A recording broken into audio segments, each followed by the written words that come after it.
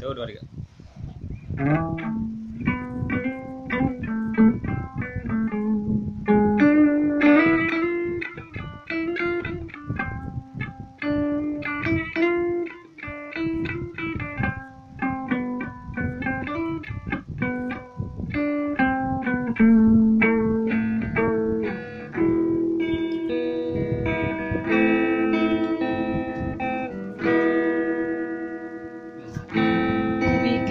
Sabe-sabe mo perkara kuliah golong na gelas sarjana, pakannya geldanyong pakan golong kawin sudah, sentanyong pajak skripsi kabak padungga, cewek ngana detik na dingin mantang muda. Kumis kuku sabe dari mahasiswa tua, jauh kampus jauh dan bertemu kawan lama. Takut ditanya pulang penyokan ulang.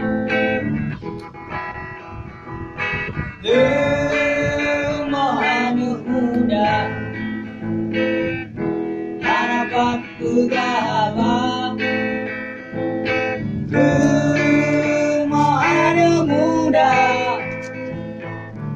Bayar pikir di Banjara. Apa je?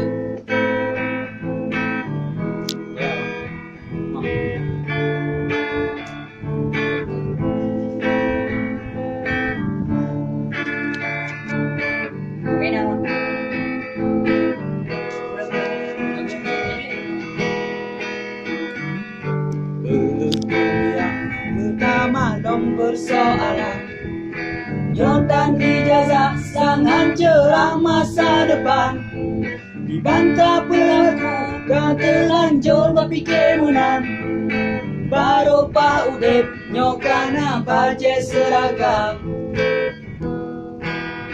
Di malam kau pikir Banjara berselesai, SKS golong sip, skripsi golong proposal. Tamas sakit ule, terus telepon baca tuan.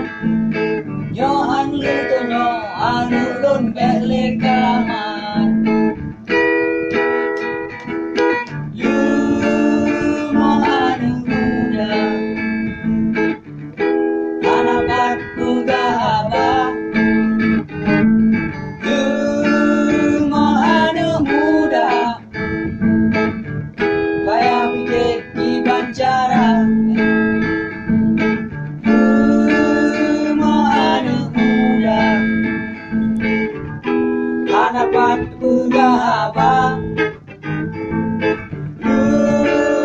Mohon muda, bayar pikir di Banjara, bayar pikir di Banjara, bayar pikir di Banjara.